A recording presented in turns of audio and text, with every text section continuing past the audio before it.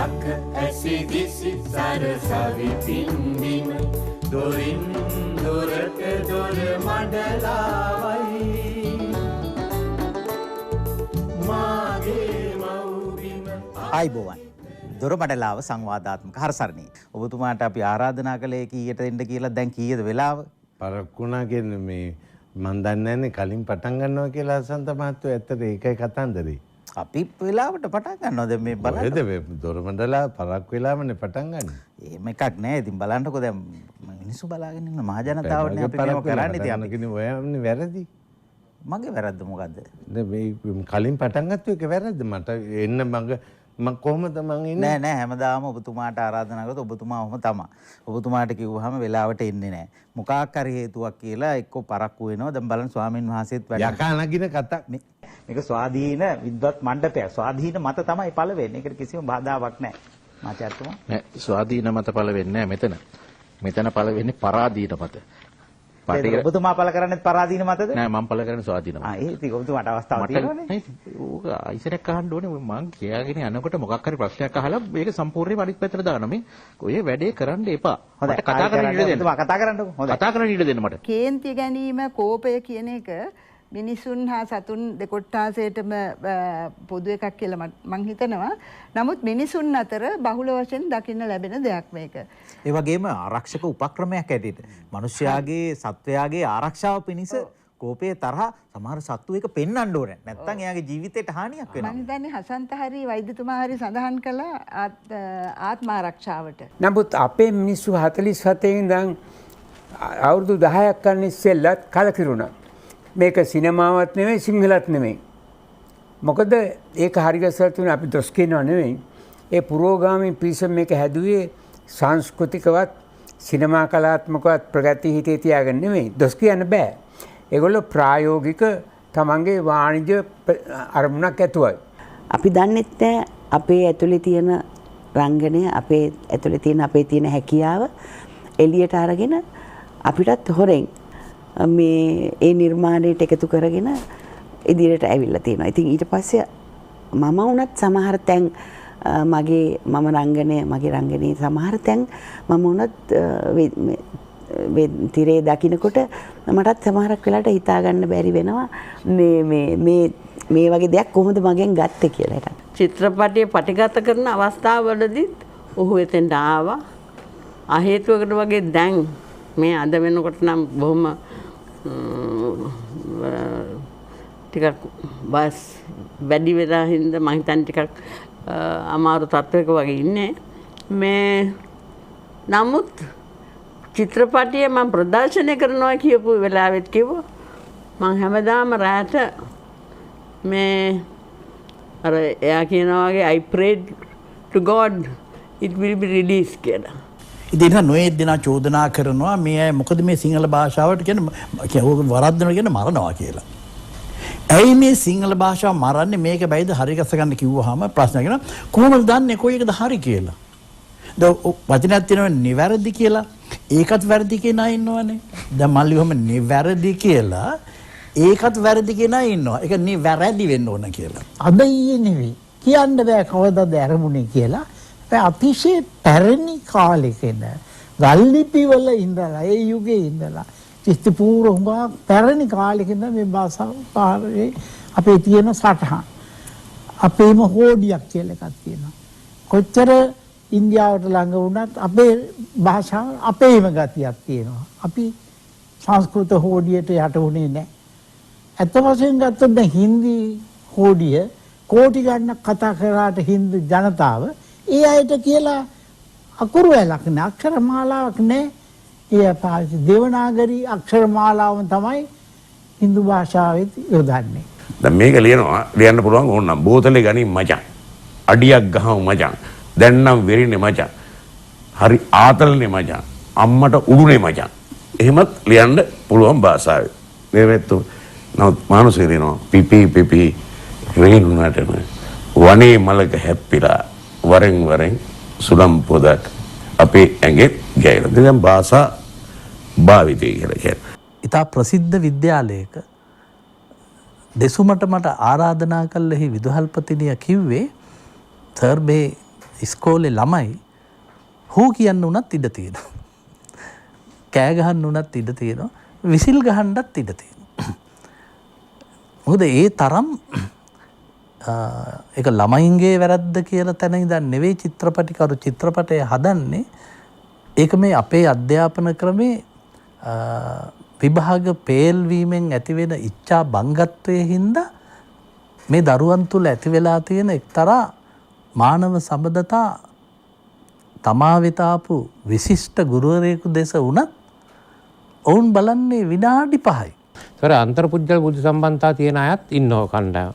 ඒ අයට ඉක්මනට අනිත් අයත් එක්ක මිත්‍රශීලී වෙන්න පුළුවන්. පුජ්‍යල සම්බන්ධතා පවත්වන්න පුළුවන්.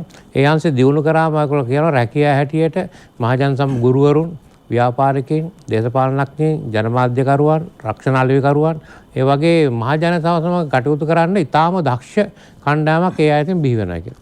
එතකොට චිත්‍රපටි සංගීතයේ පිළිබඳ කොහොමද කටයුතු කරන්න කියන එකත් මම ඒක බොහොම නිරීක්ෂණාත්මකව තමයි කියන්නේ ඒ ජොබ් එක කරලා සල්ලි ටික ගත්තා ගෙදර ගියා එහෙම නැතුව මේක කොහොමද කරන්න කියලා මෙතුමා විතරක් නෙවෙයි ඒ කාලේ හිටපු ප්‍රවීණ හැමෝත් එක්කම වැඩ කරනකොට මම කරේ ඒක අධ්‍යයනය කරන එක.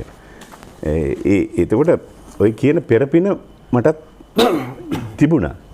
දැන් වික්ටර් රත්නායක මහත්තයා තනු හදනකොට සමහර වෙලාවට දැන් අර කවිය මේ වෙනත් දැන් එක විරිතකට තියෙන ස්වර මේ වචන වෙනත් විරිතකට තමයි අර සුන්දරත්වයෙන් පිරිසොඳුරුම සිහිනේ.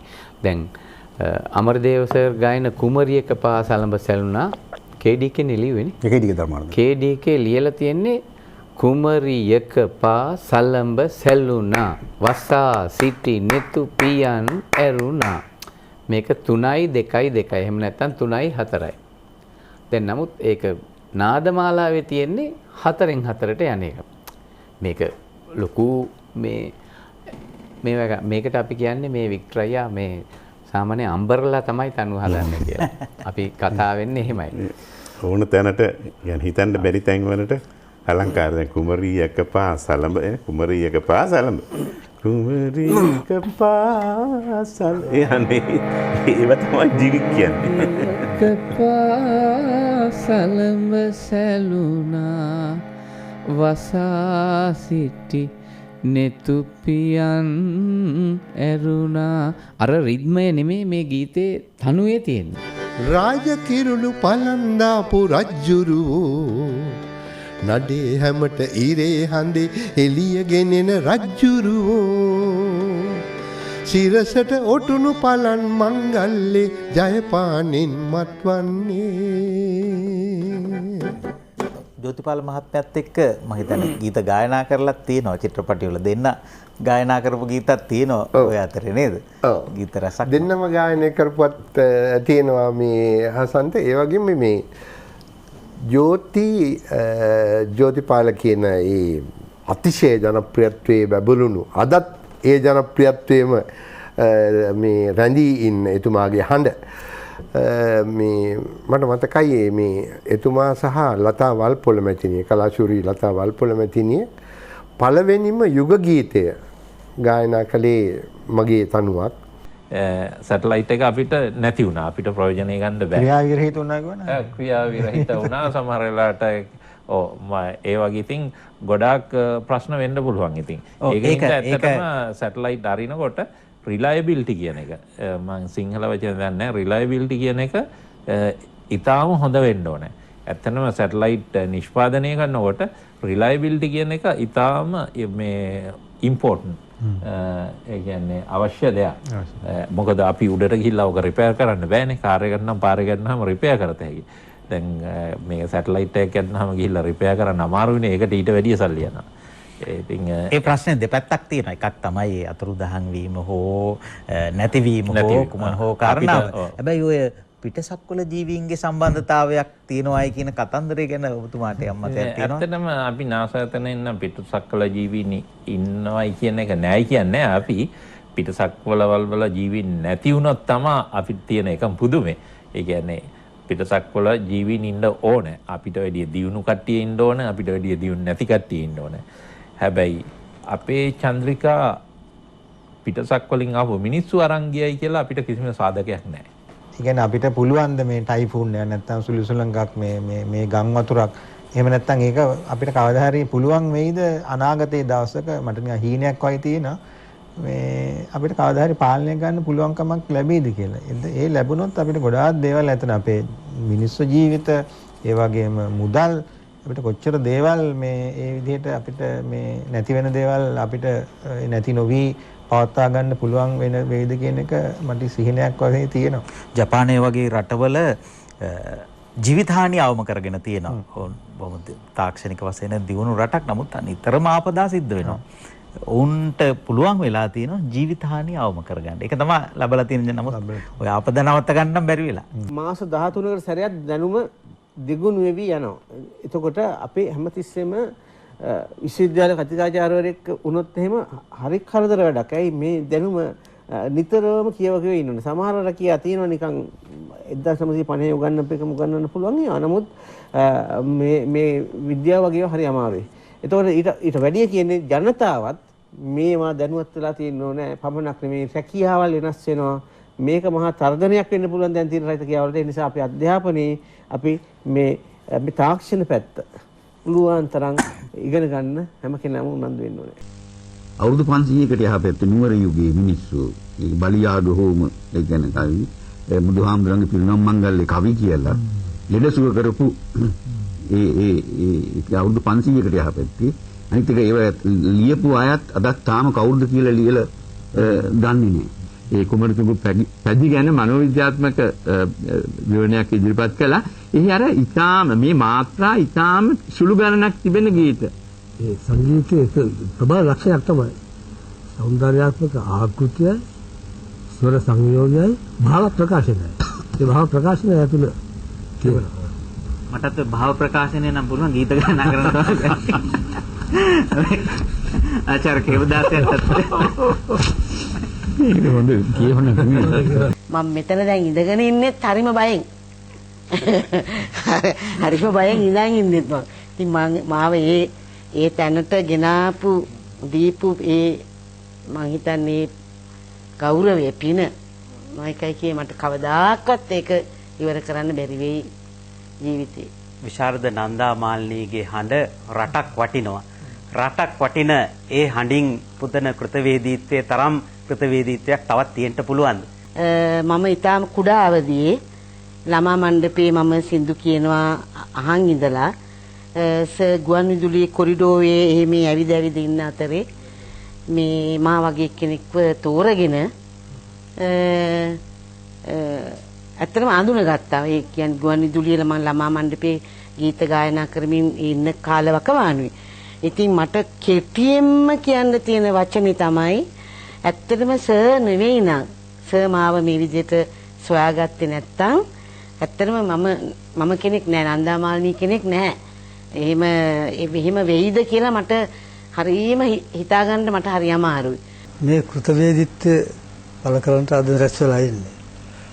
මට මතක් වුණා කෘතවේදී භවයේ අගේ අපට කියා දෙනවා බුදුන් වහන්සේ. බුද්ධත්වයේ ලබන්න ආධාර වුණු බෝධිය සත්‍යයක් ඇසිපිය නොහෙලා බලා හිටියා. අනිමිස ලෝචන පූජාව අපට ආදර්ශයක්. දැන් ඒ බඳු දෙයක් තමයි හසත් අද මේ දියත් කරලා තියෙන්නේ. ඉතින් ඔය දුව පැන ඇවිදිමින් ඔය සර් උගන්වන දේවල් එතකොට මගේ කනට වැටෙනවා. ඒ මිහිරි ඒ මధుර භාවාත්මක ස්වරය තමයි මගේ ව්‍යුත්පත්ති ඥානය කියලා මගේ ජීවිතේ හරි අඩක්ම හැදුවේ මේ සර්ගේ ඒ භාවාත්මක මధుර මනෝහර වූ හඬ කියන එකයි මම අද විශ්වාස කරන්නේ. මම කවදාවත් එදා පොඩි දරුවෙක් වෙලා ඉද්දැද්දි මේ මට මේක හිතුන්නේ නැහැ. අද මට හිතෙනවා මගේ ව්‍යුත්පත්ති ඥානේ හරි අඩක්ම සර්ගේ හඬ නේද කියන්නේ. පිරි පහදු කළ රත්තරන් බල රන් ආලේප කරන්නා වාගේ සුදු ලිලි මලට සුදු සායම් ගාන්නා වගේ. ඉමිහිරි සුවඳැති වයලට් කුසුමකට සුවඳ විලවුන් ඉසින්නා වගේ. සුමුදු අයිස් තවත් සුමට කරන්නා වගේ. දේ දුන්නට තවත් පැහැයක් එකතු කරන්නට හදනවා වගේ. ඉතින් ඇත්තටම මෙතුමාට යලිත් වරක් මේ උපහාර දැක්වීමට අපි උත්සාහ කිරීම ඒ වාගේම දෙයක්. එතන කියනවා මේක ඇත්තටම මේ නිෂ්ඵල නිකම් ඔහු පාවිච්චි කරලා තියෙන වචන wasteful and ridiculous excess මේක මේ විනාශකාරී නෙමේ නාස්තිකාර අන්තගාමී වැඩක් කියලා. ඉතින් ඒ නිසා මේ අන්තගාමී වැඩේට අපි යොමු වෙන්න ඕනේ නැහැ. අපේ සිංහල රාජධානියේ සිංහල ගීතය නැමැති රාජධානියේ අනභියෝගයෙන්ම සක්විති රජතුමා වන ඔබතුමාට මගේ හිස නමා ආචාර්ය කර මම නිහඬ වෙන්න. තරහා පාලනය කර ගැනීමේ උපක්‍රම මානසික සෞඛ්‍ය සායනයකට ඇවිල්ලා ඉගෙන ගන්නත් පුළුවන්. ඉතින් එහෙම තරහා Tamanට පාලනය කරන්න බැරි තත්ත්වයක් තිබෙනවා නම් ඒක සාමාන්‍ය තත්ත්වයක්ද? එහෙම සාමාන්‍ය තත්ත්වයක් නම් තරහා පාලනය කරගන්නේ කොහොමද කියලා ඉගෙන ගන්න ඕන. එහෙම මානසික රෝගයක කොටසක්ද? එහෙම නැත්නම් මානසික රෝගය සඳහා ප්‍රතිකාර ලබා ගන්න ඕන. ඉතින් ඒ තත්ත්වය තුළින් Tamanගේ තරහ පාලනය කරගත්තොත් තරහ නිසා දීර්ඝකාලීනව ඇති වෙන සමාජීය ප්‍රශ්න වගේම මානසික හා කායික ප්‍රශ්නත් අඩු කරගන්න පුළුවන්. එන දැන් විශේෂයෙන් එකට එක කරන එක හරියට අද සමාජයේ දැන් අන්තර්ජාලය Facebook පාවිච්චි කරන මාධ්‍ය පාවිච්චි කරන පුද්ගලයෝ අතර සංවිධාන අතර කණ්ඩායම් අතර එකට එක කිරීම ප්‍රකෝප වෙලා තරහ ගිහිල්ලා කෑ ගහන බලලා ඒකෙන් සතුටු වෙන කොටසකුත් ඉන්නවා. ඔබ සියලු දෙනාටත් අපේ ගෞරවය ස්තුති පුද කරනවා. නැවතත් දොරමඩලාමින් හම්බුසු සමගන්න ඔබට ආයිබෝන්. සිරිලක ඇසිදිසි සරසවි පින්දිම දොරින් දොරට දොර මඩලාවයි මාගේ මව්බිම අවදි කරන හඬ දොරින් දොරට දොර මඩලාවයි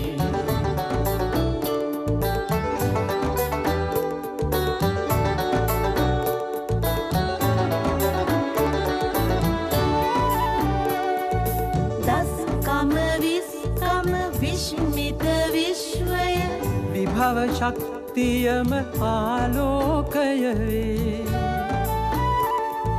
හරබර පැහැබර සුවබර දිවි මඟ විකසිත මනසම ප්‍රභාතයයි